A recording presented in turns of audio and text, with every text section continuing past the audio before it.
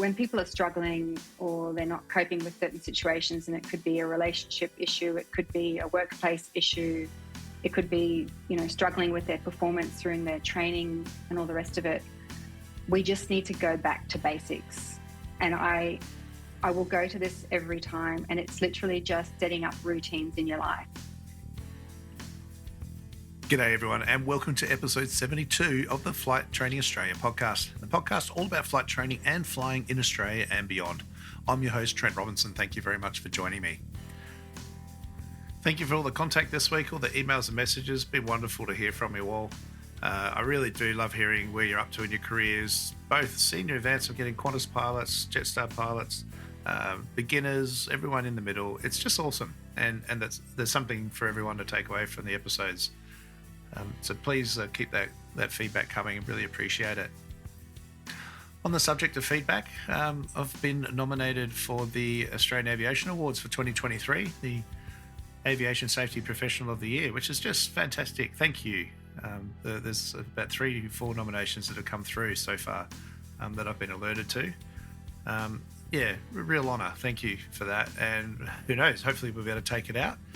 But I thought a lot of you may not be aware of it. So they are coming up soon. June 8th, I think, is the closing date for the gala event to be held on the 31st of August. So there's a heap of awards there. Commercial Pilot of the Year, Female Aviation Leader of the Year, Female Rising Star, Recreational Pilot of the Year, Remotely Piloted Aircraft Professional of the Year, and it goes on.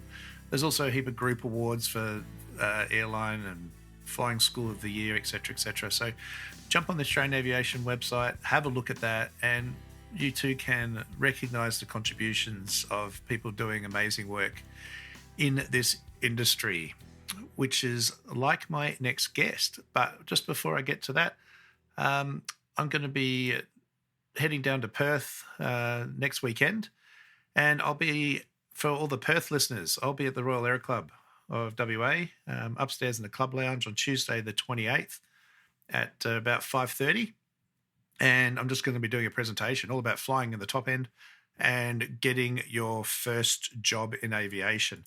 So if you're in Perth and around on the 28th, Tuesday, 5:30, head down to the Air Club there upstairs, and be great to meet you, and also have a chat just about what it's like up here, and some great tips on getting your first job. I am still seeing resumes coming through that are going straight in the bin, people. Not just from me, this from other operators. So some great information to be there. I'm also going to try and do one down at Bunbury. I haven't got anything locked in just yet, but if you're further south, I'll let you know about that too in due course. Keep an eye on Instagram and Facebook for that. All right, so now on to today's guest. And look, it's a really important topic to discuss. Throughout one's career in aviation, we can be presented with many challenges, but some of those challenges are ones that basically aren't taught in flight school, nor is it typically discussed amongst mates. Challenges that put a strain on our relationships, stress ourselves through abusive employers, loss of a colleague through a tragic incident. Mental health is an incredibly important topic to acknowledge. But look, it's also really important that we diagnose it amongst ourselves and our colleagues and friends. And the biggest thing is not to see it as a weakness or something that is to be hidden or ignored. So to discuss this further, I'm joined by a founder of Navigating Aviation, Angela Garvey. Angela, welcome to the podcast. Hello, Trent.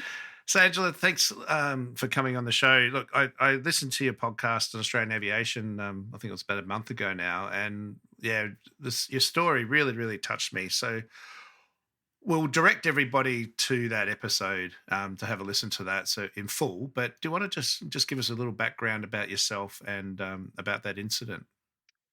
Yeah, well, the accident occurred in 2006, which is quite some time ago. But of course, it's an event that it never really leaves you. So it's quite easy to recall like it were yesterday. And it did have a massive ripple effect. So it not only affected me and my family, but also a lot of other people who were directly and even indirectly involved. So this story and sort of what I'm sharing isn't really just about me. It's really about the broader effects of those around you and those in the aviation community. So, Brian, my former partner, and I co-owned a business, a skydiving business, which operated full time. It was southwest of Brisbane. Brian was also the chief instructor and chief pilot. We were conducting tandem skydiving this day. There were 3 skydiving instructors on board, including Brian, and 3 tandem passengers also the pilot. So the aircraft suffered a power loss on takeoff. The aircraft ended up in an upset, or better known as a stall, and crashed nose down into a dam. So the pilot, 2 instructors, and 2 tandem passengers unfortunately died, and miraculously, Brian and 1 tandem passenger survived. But as you said, if you want a more intimate, detailed recollection of the day, they can people can go to the podcast, the Australian Aviation podcast, where I talk about really how the day kind of unfolded. Yeah, like a really traumatic, horrible experience for you and everyone involved. Like I can't even imagine what that was like to deal with. So how did it? I mean, obviously it was terrible, but how did it affect you sort of immediately after and in the years, the sort of post incident and getting back into the workforce and that sort of thing? Yeah, well, it sort of happens in stages, and even though the accident, really did affect everyone else, and we do have limited time, I'll really just talk about how this kind of affected me. Um, and unlike the airlines, in general aviation, there is no immediate support. There's zero. So we don't have employee assistance programs. We don't have unions. We don't have people appropriately trained to respond to things like this. And because most GA businesses are owned and operated by 1 or 2 or 3 people, the support on the ground is limited to those immediately around you. So your colleagues, your friends. So, which of course is helpful, and it's very needed, but they're certainly not trained in any form of immediate response. And of course, as humans and as pilots and aircraft engineers, we have this reputation of being kind of stoic and get on with things. So we tend not to lean too much on those close to us. Absolutely. So as I said, it happens in stages. So the initial days and weeks post the accident were sort of dealing with families and their grief, managing the media, the police, the ATSB investigations, and even engaging and briefing lawyers. But strangely, life sort of still goes on, and the business was our only form of income and only source of income. So you kind of just have to we had to keep cracking on. And you really don't have the capacity to stop and take stock of anything. The world sort of keeps continuing. So I continued flying, I continued operating the business. Brian was still recovering from his injuries. And I did this with no trauma support, no debrief. I just had to keep push. I did really just have to kind of keep tracking on and push everything down and just sort of keep continuing. I had this real kind of stoic bravado thing going on where because I was still responsible for so many people, still running the business and still obviously being part of the aviation community, I really did just push everything down.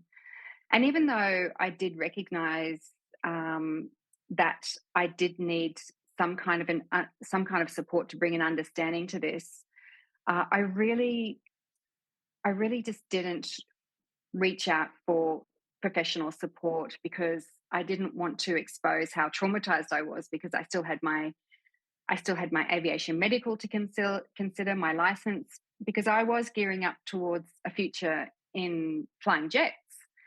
I'd only really just sort of started working towards my ATPLs and all the rest of it. So I still had a vision for the future. And aviation was all that I knew, was all that I kind of recognized. It was all that I identified myself with. So, yeah, it was most definitely a stop moment where I did stop, and I really needed to bring an understanding to this, and I knew that to try and look forward to the future, I needed support, but I was reluctant to receive it. And I actually I did go and see a trauma psychologist, but I was very cognizant of what I was saying, so I didn't really divulge too much about how I was feeling. Yeah, I can imagine, yeah, it feeling very exposed in that, and like you say, you kind of want to talk about things, but at the same time worried about the fallout on that. So yeah, exactly. And even as pilots and aircraft engineers, we tend not to. Well, for me anyway, I really didn't even reach out to my own immediate aviation community. Um, so I guess the next phase was, the ATSB report was about to come out, the coronial inquest was about to happen. So here we are with two people living under the same roof with potentially undiagnosed and untreated PTSD, still working in a business together without any support at all. And of course, eventually everything broke down. The relationship broke down, and then business broke down, and there sort of unfolds another round of trauma on top of the already, trauma that really just happened. But the one thing that really struck me was 17 years of being a business owner and then a commercial pilot without my ATPL exams. I was completely and utterly unemployable. So I just want people to stop and have a little think about this for a moment and go off track. But there are so many people out there in GA who have experienced trauma, and we've all had an incident that's happened to us. It's inevitable in an aviation career. And we eventually go on to flying more high performance aircraft. We find ourselves in really stressful flying situations. And then most of us get filtered up into the airlines.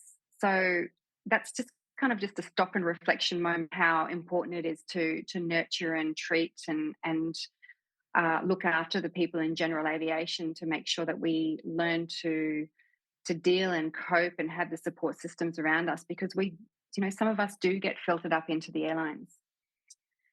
And so, just getting back to where I was talking, I was pretty much withdrawn for about 13 years. I was forced to stop flying due to, financial stress. I had office type jobs in aviation. I was miserable. I missed flying. I really didn't have any committed relationships. I was really, really quite withdrawn. I didn't talk about the accident to anyone at work in fear of judgment. I was obviously embarrassed about the whole thing, even though we were found to be not negligent. At the end of the day, we still had 5 people die in our backyard and kind of under our watch. So I was really careful not to talk about it in these work environments, because I was concerned that this would impact on my career progression. But it wasn't until I finally hit rock bottom in 2018, which really wasn't that long ago, where I found myself both jobless and homeless. And thankfully, I had enough money in the bank, and I actually had somewhere supportive to go. So I stopped work for about 3 months and just slept. And I also did some really intensive counselling. And what I did learn from this time was that vulnerability is actually a strength, and that expression and communicating openly is also a strength. So, I mean, I had nothing to lose anyway. So I thought, well, I'm going to give this newfound kind of vulnerability and expression a red hot crack. And I got a job with Queensland Government Air Wing as their acting safety manager. And what I found was that when we sat down, and it all kind of went full circle, because on the day of our accident, the Queensland Government Air Wing Rescue 400 helicopter actually came out, and I was flying around and I was communicating with the pilot. And so they were kind of a really big focal point for me at that time. They were someone that I really didn't, I felt like I wasn't alone anymore. So they were very close to my heart. So here I was, I'd come full circle, many years later, 13 years later, with a job with QG Air. And so, with my newfound expression and vulnerability, and I had nothing to lose anyway kind of attitude, I just talked about it really openly. I talked about the accident and how they were involved. And so all of a sudden, we had in the kitchen table sitting around with engineers and pilots and crew talking about this incident. And they were all really engaging, and they all started opening up and talking about, things that they had experienced, and stuff that had gone on for them as well. So it was like a really magic moment for me, where I just thought, wow, I just hidden this for so long, thinking in fear of judgment, and it's stuff that people really want to hear. And it goes on, and this goes on for a lot of other people in the industry. No, I think probably the fact that, yeah, it's not that they knew what you'd been through, but were certainly familiar with the incident, Yeah. made it very easy for them to relate to. And no doubt, I know from my time at CareFlight, just seeing some of the things I saw, and it wasn't even, the traumatic stuff that the rescue chopper crew saw, and had to deal with, but they can certainly understand, how that's going to affect someone, because it affects them as well. Yeah, exactly. All right. So you've gone through that horrible procedure and process, and really rebuilding yourself, and Hmm. that's really led to you forming Navigating Aviation. So do you want to take us through what that is, and the kind of services that you can offer? Yeah, well, the real pivotal moment for me was returning back to flying. That literally changed my life, because it's what I missed. It's what I identified with. So in 2020, I did some flying, and did have been doing some pretty intense aerobatics, and back into my flying community. And when people have asked, I'd be at an aerobatic training weekend or something, and people would ask where I've been and what I've been doing. And I would just express, what life has been like for me, and how great it is to be back flying, and how I've kind of really reinvented myself over this process, and really taken a really shitty situation, and kind of run with it, and really grown and evolved from it. So what I noticed when I was talking to people was, especially, the guys, they would really just start opening up and expressing things that have happened in their careers and with their flying. And I remember, being at a training weekend, and one guy recently lost a friend in an aerobatic training accident, and he was really, he said that he stopped flying for 12 months, and he really still struggles with it. But the beautiful thing was, he was talking about it. And I think probably for the first time ever, he had really expressed how much the loss of his friend had impacted on him, and how it impacted on his flying and how he was feeling. So I thought, wow, I've got all of this lived experience, and those 13 years that I spent kind of, what I feel was withdrawn, probably wasn't. Like, it just took me that long to process it. And yeah, if I had the support, that processing time would have most definitely been a lot shorter. But, maybe I just had to go through that to get me to this point where I am now, expressing all of this to you. It just seems like it's just something that I had to go through to bring me to where I am now. And so I really did realize that, we do still have we have this hole, this unseen hole in a Swiss cheese in aviation, and specifically general aviation, which I call a lack of care and support for people and their families in aviation, and specifically, more specifically, general aviation. So I thought, well, why don't I do something about it? So I started a counselling course, and just before Christmas last year, I launched a website called Navigating Aviation, which lists all the little things that I can support people with. And it really is a guidance and support service for people in aviation, where it's a strictly confidential conversation that we have, just so that you can open up and talk about what's going on for you. And since launching that, it's just been, I've had the most amazing response. I've given a talk at Avalon.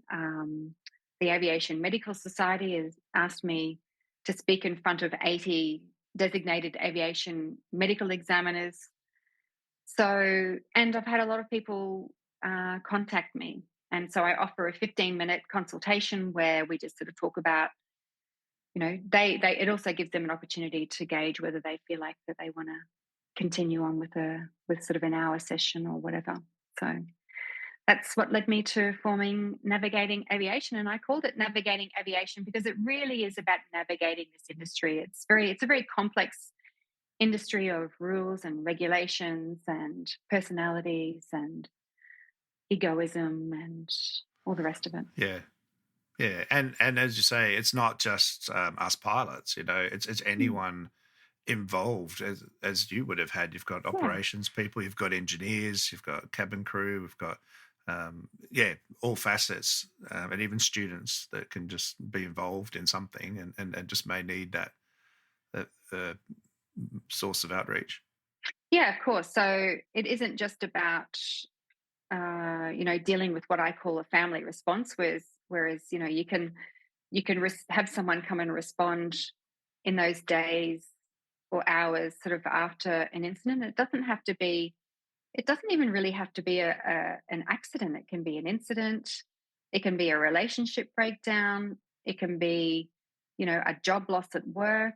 It can be anything that really affects your immediate life or your license, Just their what you minds, think. general mindset. Yeah, Yeah, exactly.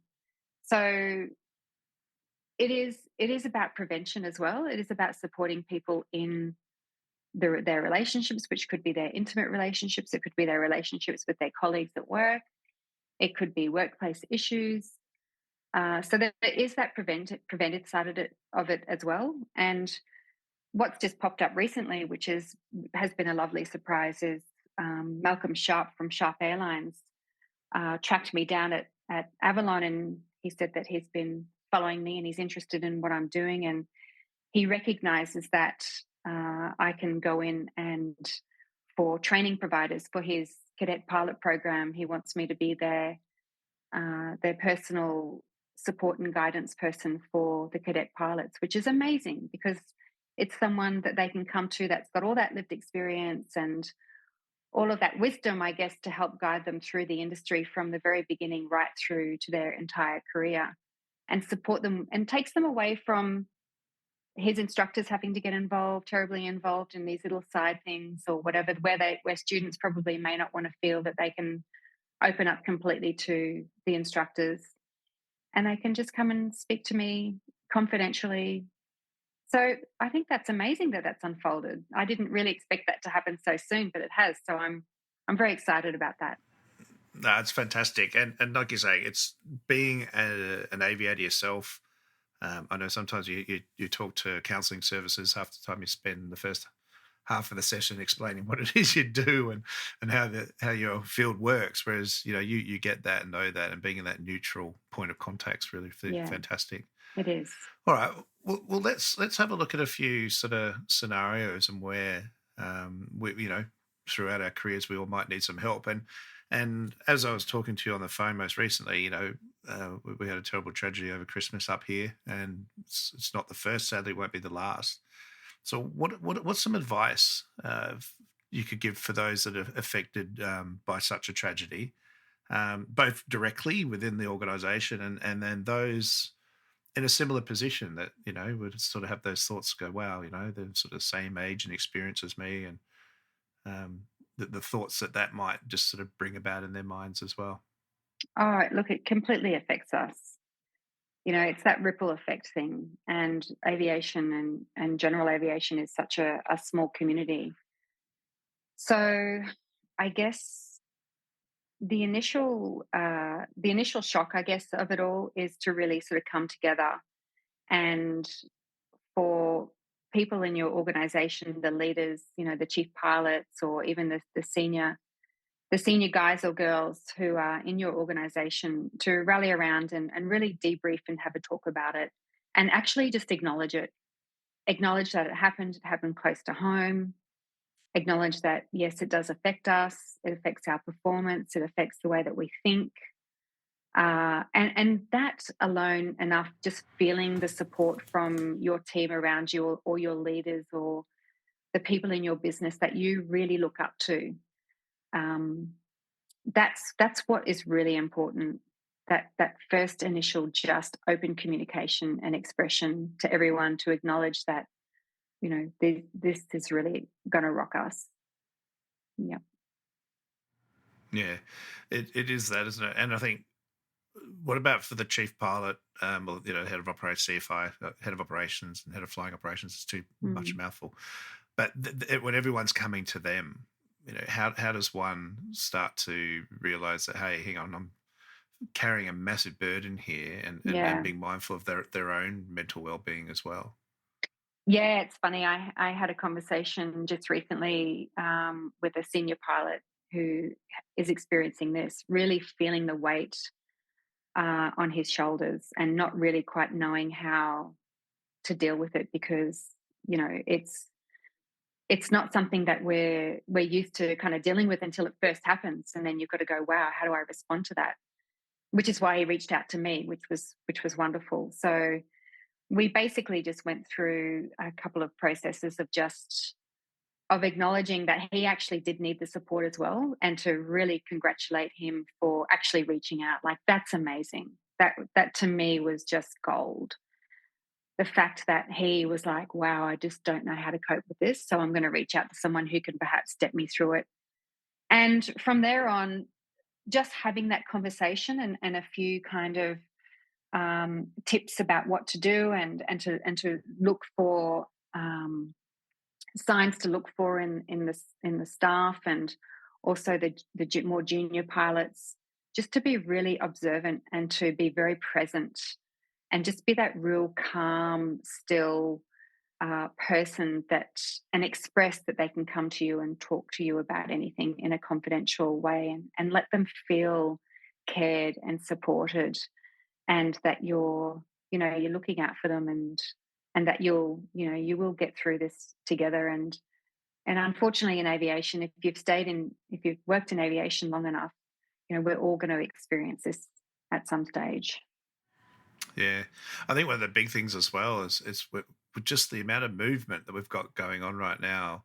Uh, People finding themselves into these leadership roles are so Yeah. much younger than they historically have. So they don't even have that life experience, that Mm. multiple job experience, that parental experience, or maybe witnessing, incidents and accidents and seeing how they were handled themselves. They're just thrown right in the deep end, aren't they? They are. And again, I've had another conversation with someone with exactly this. What we're seeing now is the pilots who have worked in GA, who have just hit those hours that they need, they're all being immediately sucked up into the airlines. So we've got less and less experienced people taking more senior roles. So yeah, they definitely need support from, perhaps even the owners of the business, and management as well, to really recognize that, these people that are coming into these more senior roles without the lived experience, without, not totally the lived experience, but without the years of experience under their belt dealing with all of these things. I mean, because it's not just when the shit hits the fan, or the poo hits the fan. It's Your pilots will have relationships issues, or engineers. They will have relationship issues. They will have life things that drop in that do affect their jobs, and it's generally each other and the senior members where this is kind of exposed, or spoken about, and a lot of people aren't really equipped to handle those responses. Yeah, for sure. All right. The term just culture. So we've got things called safety management systems, or Mm, SMSs. It's not a text message, but a structure that we're meant to be able to pull out and follow for safety yeah. management, obviously. And just culture is something that CASA are very big on in instilling in organisations. But I know Mm, it's very uh, well misunderstood, both I think within CASA as well as just in industry. So what is this whole just culture thing? And then applying it to a scenario. So maybe a pilot makes a mistake and has a mm, wheels up landing, and how we could apply that sort of just culture principles to that sort of incident. Yeah, it's funny because in aviation, you kind of referred to myself as a perfectionist. We all think we're perfectionists. And really what we have to do is to acknowledge that we're all imperfect. And it's a great place to start because it means that we can really look at our choices and our behaviors, and it's a starting point for us to learn and evolve and grow. If you're a perfectionist, you don't have to, you don't have to grow, you don't have to evolve. So it's a bit of egoism there. Um, and when you do come to that point of realizing that, oh my gosh, I'm so imperfect, it means that we can't judge anyone. We can't directly judge. And we do that a lot in aviation. Whenever an incident happens or something happens, we're quick to judge. We become these armchair wing commanders that sit there and go, oh, I bet, would have done this and would have done that and should have done this and should have done that. Whereas really you should Oh, just, we see that in Facebook, don't we? Every time there's some yeah, incident or report, armchair pilots come out. Everyone exactly. knows what happened and has all the information, and I drives me know. nuts. It just drives me crazy. So we really do need to sit on our hands and just go, hey, no judgment, because it happened to them and it could easily happen to us. And silly things do happen. And just culture, sort of getting back to your question, it really is just acknowledging that we're all human. And because we are human, we do tend to make mistakes. And so if you've done everything by the book and you've kind of followed procedures and something has happened, well, then we need to take a few steps back and go, well, why? Why did this happen? How were you living? What was going on? Like, what's sort of happening in your life? Did you follow the checklist? And if you didn't follow the checklist, why didn't you follow the checklist? But it's an opportunity, rather than punish someone, it's more of an opportunity to learn and grow and evolve. And quite often it could be an organizational issue. Let's look at all sorts of things. It could be the organization. Like, was this person inducted into the organization properly? Were they rushed? Were they given the opportunity to grow and flourish?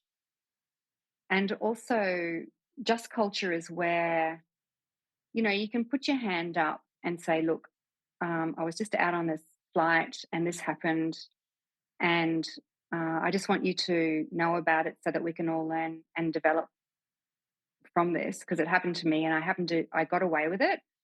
It could be you find yourself in an IMC or something, but you must be able to pass that information on so that the organization is aware of it, so that they can work out a way of how to not let this happen again.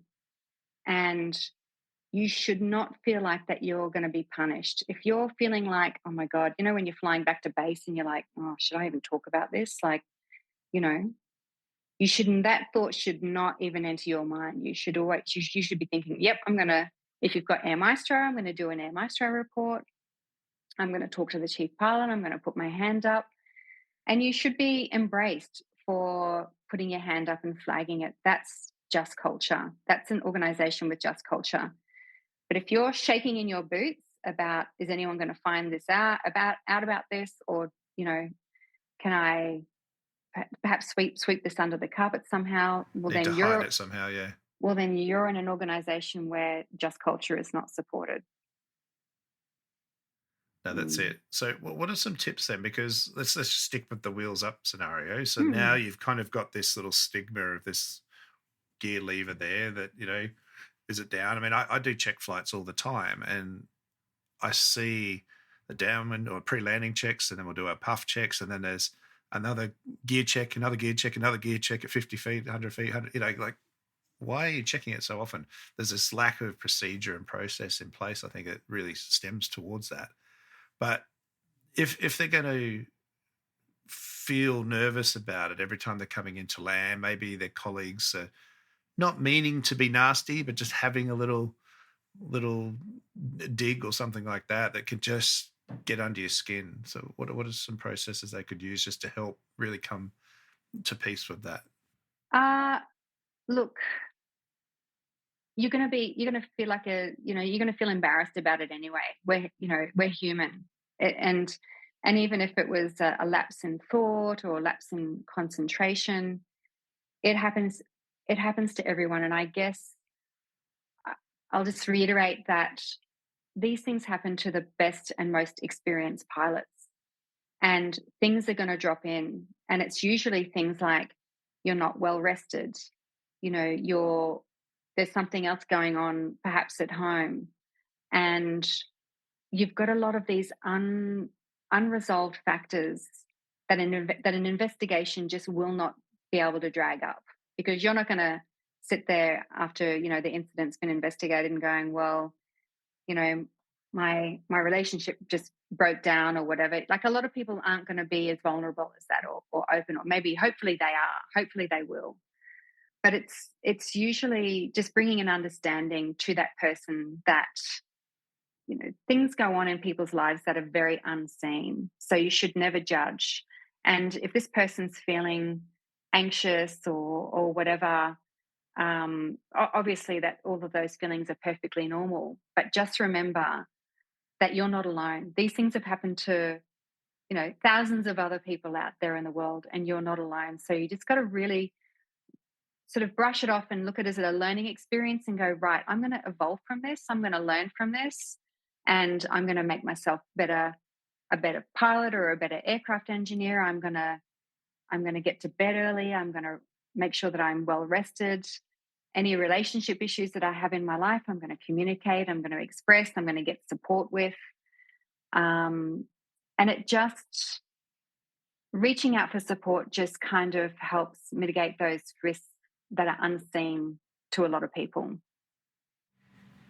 Yeah, I agree. I think the process of just owning it, it's almost like your own just culture, isn't it? Just owning the fact, okay, I did that, but why did I do it? And be Yeah, honest with yourself rather than sort of rationalize and make mistakes, excuses rather. yeah, And yeah, what steps can I take to stop myself doing it and maybe pass on that knowledge to others, absolutely. especially if you get into line training or check and training, instructing, whatever pathway you go.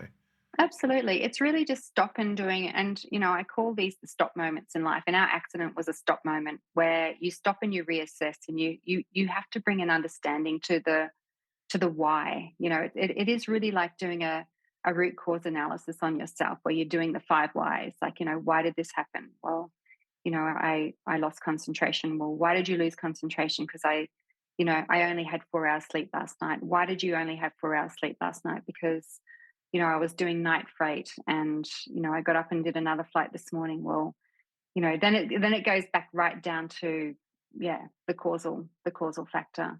And it can be something personal. It doesn't have to be organizational. And learn from it. Just grow and evolve. Like, we're human. We all make mistakes. We're all imperfect. We're not perfectionists. And just be really humble and go, wow, I'm going to learn from this. I'm going to learn. I'm going to grow. I'm going to evolve. I'm going to rise above it and become a better person because of it. Yeah. All right. Workplace bullying. This could be another one, or harassment, workplace pressure. I mean, it all kind of rolls into this. And I know we could talk all day about this alone, but it is something that GA pilots come up against sometimes. It can just be pressure that, well, come on, I'm going flying. Why aren't Mm. you? When you don't feel Mm. comfortable because it's not the weather you're used to, or conditions that you're familiar with, through to just, being forced or pressured to break rules, procedures. What are some tips that we could sort of give to people to, hold strong with that, and actions that they can take if they're genuinely being and bullied in a workplace? Yeah, well, there's many different flavors to this. Bullying and harassment could be you feeling intimidated. It could be that you're being excluded from meetings or giving your input. It could be that you're, you're actually directly copying some kind of abuse or harassment. And all I can say is that unfortunately, this happens to all of us. It happens in school, and sadly, it continues in through our workplace. So you're not alone, and it's happened to the best in the industry. It's happened to the best of us, which kind of leaves me feeling very sad because we really should just be supporting one another. But if you are in an organization where this exists, it usually comes from the top down because the leaders or the managers who have these types of behaviors also employ people with these types of behaviors. So you could actually find yourself working in a bit of a nest where it's like, oh my gosh. But on the other hand, if you work in an organization where this is not encouraged from the top down, you really do need to call it out. It Any type of abuse is not acceptable. We didn't come into this world to be abused in our jobs, in our relationships at home, or in our families. Zero abuse. But what I've found is we kind of have to flip it on its head. And if you come to work with a certain type of quality, if you come to work with a high level of decency and integrity, if you live your life with decency and integrity, that is definitely going to irritate the bully or the someone who wants to target you. Like they will target you and they want you out of the workplace, they want you out of their lives, they can't even stand being around you. And so we kind of have to flip it on its head and really observe the bully or really observe this person and just go, wow, I can really clock that. I can really clock that they find me irritating. They don't like me being around them. And instead of it affecting you, just go, wow, this person is really annoyed and irritated because they are insecure. They have obviously stuff going on in their lives. They feel intimidated. They can't wait to see the back of you. So I would say you've got to take this as a compliment. Like it's an awesome compliment, right? It's really, and it doesn't feel like it when you're going through this. Like it feels horrible and it sucks. And you're just thinking, oh, here we go again. I'm an adult, right? So why do I have to put up with it's bad enough when you're a kid? Like it's terrible when you're a kid. And here I am as an Yeah. adult doing this again.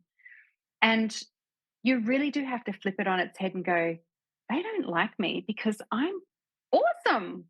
I'm bringing this level of quality to the job. I'm engaging with people and I get along well with the team. And because they don't, they just feel incredibly intimidated by that. So they can't wait to see the back of you.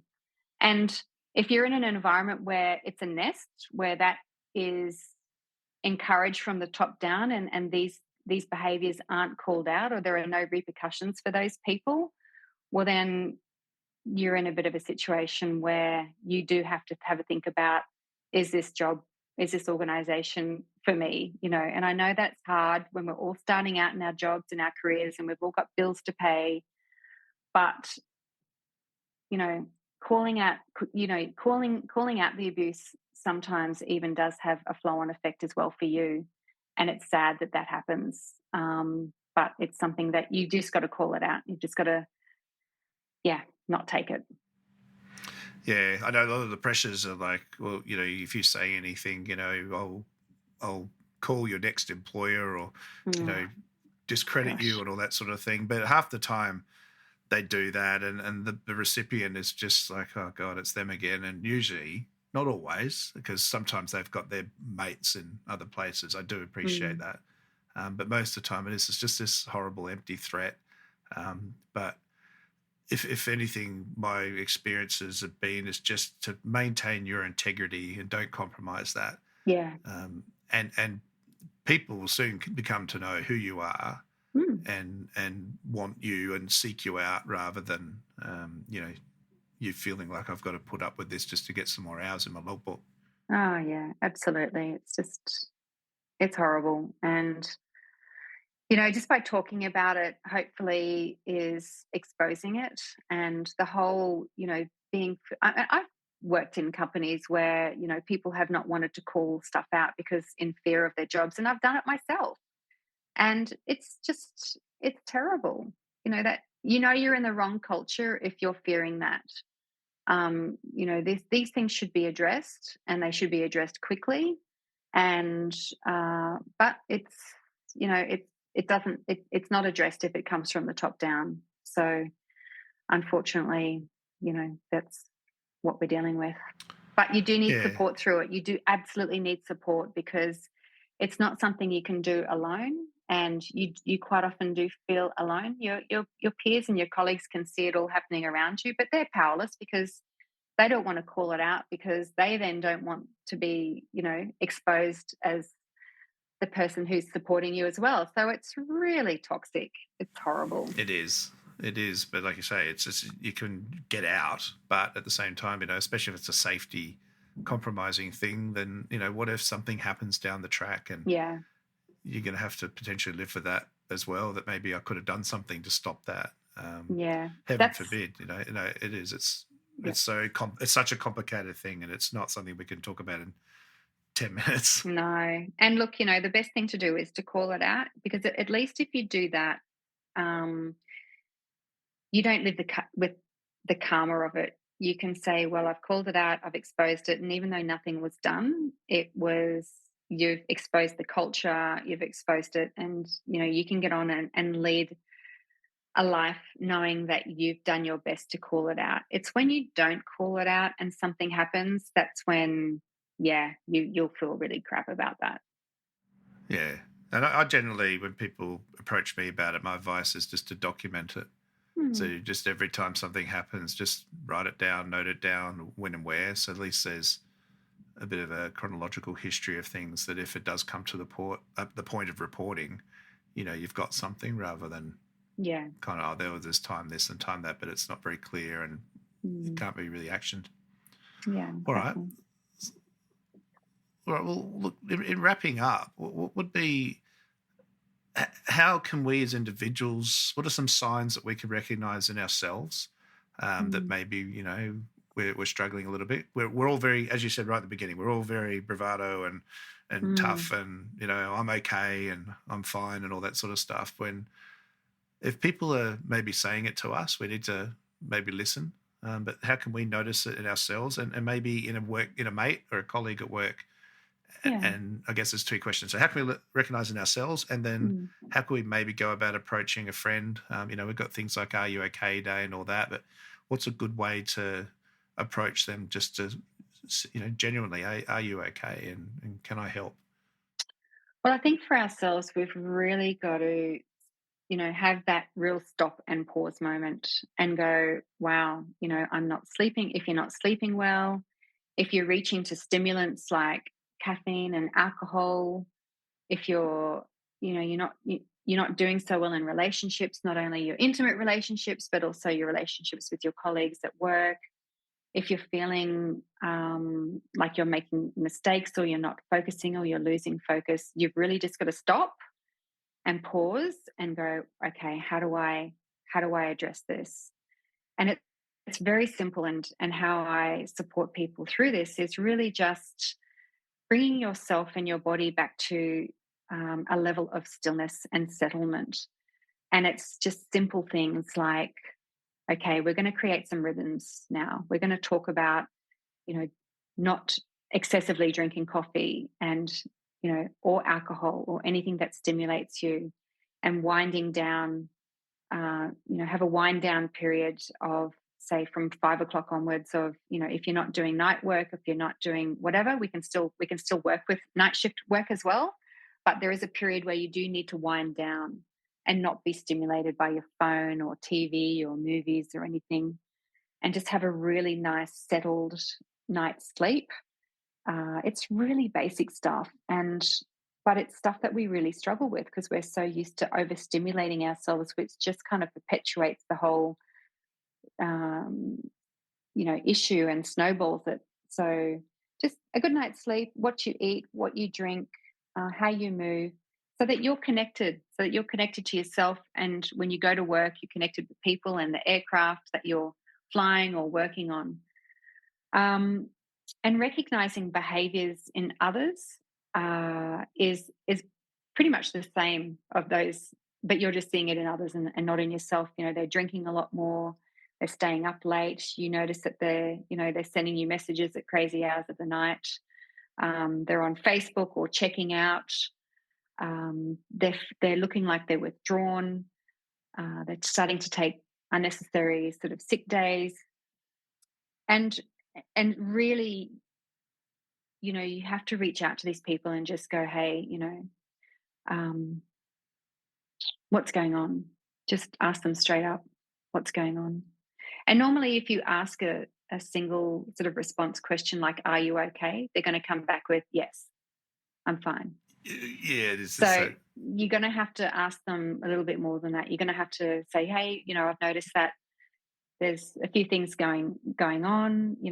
I've noticed that, I'm observing you, and I'm observing your behaviors, and because you've already clocked them, so you've already called them out on it. So they have got nowhere to go. They can't do the yes, I'm fine, because you've already clocked them on their behaviors.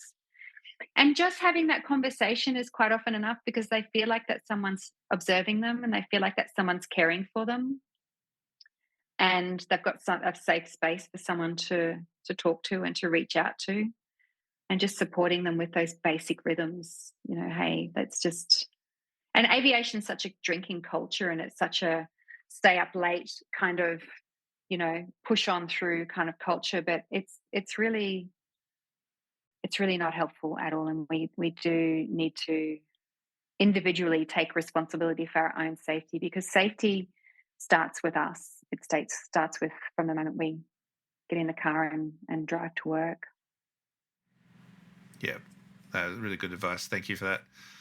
All right, Angela, look, there's some great info there. Like I said, we've just skimmed the surface. There's so much more we could talk about, but I hope everyone listening can take some of that information and maybe just flick the little light on and just say, you know what, yeah, that's me, and whatever level it is, and it's okay, and it's like I say, it's totally normal, and just seeking that help. Sometimes just having a chat with someone external is all it needs, just to help refocus and get you on. Because again, this is mitigating rather than preventative rather than reactive sort of stuff. But if we can get in there nice and early and address things, that's really the aim, isn't it?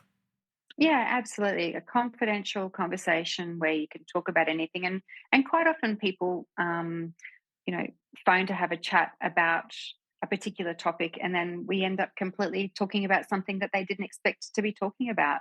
So that's the beauty of it. There's always that underlying thing kind of bubbling away that really is the root cause of what's going on. But they've come with the post cause issue, and then we get to the root cause, and it's beautiful to see it unfold. And quite often it's just, one or two conversations, and that's all. They just feel met. People feel met, and they feel understood, particularly by someone who understands. But it doesn't just have to be me. It can be hopefully someone in your organization who is empathetic and understanding. And it's nice in aviation if we could just stop this stoic bravado stuff and all just soften a little bit more and be a little bit more understanding. Yeah, brilliant. Fantastic. All right, Angela, look, thank you so much. So how can people get in touch with you? And you mentioned, the situation with Sharp. I know some organisations, when you join, you get your tax information and pamphlets, so you might get a company-sponsored sort of free counselling service thing. Is that something you can do as well? And so if companies or individuals want to reach out to you, how can they get hold of you? Absolutely. So the website is navigatingaviation.com, and you can submit an inquiry, and just I'll get that email, and we can sort of start the conversation from there and take it from there. It's just the start. Yeah, really great advice, and I do encourage everyone to do that. All right, look, just to wrap up, quick pop quiz time. Your favourite aircraft you've flown? Oh, the Yak 55, 360 horsepower radial engine. Oh my gosh. I flew the Yak I've flown the Yak, and then the day after I went for a flight in a 172, and honestly, it was like bad sex. It was horrible. It was like, oh my gosh, there's no comparison to this aircraft. Chalk and cheese.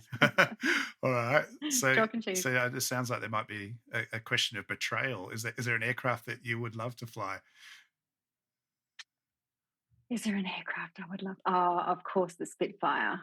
Of course, the Spitfire. Yeah. Oh my gosh. Spitfire fan. Awesome. Hands down. Yeah, great. Yeah, definitely.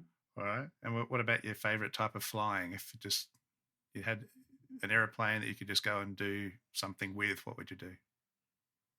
I really love aerobatics and flying a high performance tailwheel aircraft. So if I had the money, I would buy an extra and get stuck into aerobatics. And I just loved watching Emma McDonald at Avalon and just following her journey and being that role model that we need in the air show industry of females and women in doing air show displays. Because wasn't it I went great? to the Brisbane air oh, so good. I went to the Brisbane air show at the end of last year. I think it was like middle of last year, and it was all men. There was not a woman in sight, and I've kind of been trying to do aerobatics and pursue that sort of line of flying as well. But I work full time, and now I'm doing this, so I'm learning that I can't do everything. So in aerobatics, you need to be doing consistently. So I've had to slow the aerobatics down this year, but next year, hopefully, I'll be back into, I'll be doing some competitions next year, hopefully. Yeah, brilliant. Yeah, it was great seeing her. It's like, because I didn't actually know much about her, but like I've known about Svetlana. I think she's Russian or Croatian. Probably should get that one right course. at the moment. But just an incredible pilot, and so many others. It's so good to see. All right, last one. It's so wonderful. Your favorite aviation movie? Oh gosh, I really like the Battle of Britain. Yep, I thought you might say that. It's a really old movie. Yeah, the Spitfires. I used to watch it with my son. He loved it. He'd watch it on repeat. So I really love Battle of Britain. The flying in that in the aircraft, and it had some of the real, some of the real guys in there that were flying the Spitfires, the actors. So yeah, I love that movie. Okay, Angela, thank you so much. And look, I really wish you all the best with the service, and really encourage everyone to reach out. So thank you again for joining me today. Yeah, thank you for having me. And I really appreciate it. Thanks for having me on. All right, thank you again to Angela Garvey from Navigating Aviation for joining me. A really great service that she's starting there. Really important, and encourage you all to get behind that and use those services, and feel that comfort level to be able to talk about these things. It's not something you need to hide or deal with on your own. All right, so that's wrapped things up. You can reach me as always. All the contact details are in the episode description for this episode. You can get me on Instagram, Facebook, LinkedIn. You can email me, info@trentrobinsonaviation.com.au. And if you're really loving the podcast and you'd love to show your support, you can do so by joining me on Patreon. There's 3 levels of membership starting from $5, fully tax deductible, and all the money raised through that goes directly into the creation and equipment of this podcast and YouTube channel.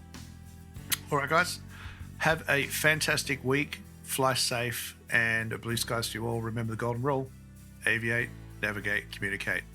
Cheers, everyone.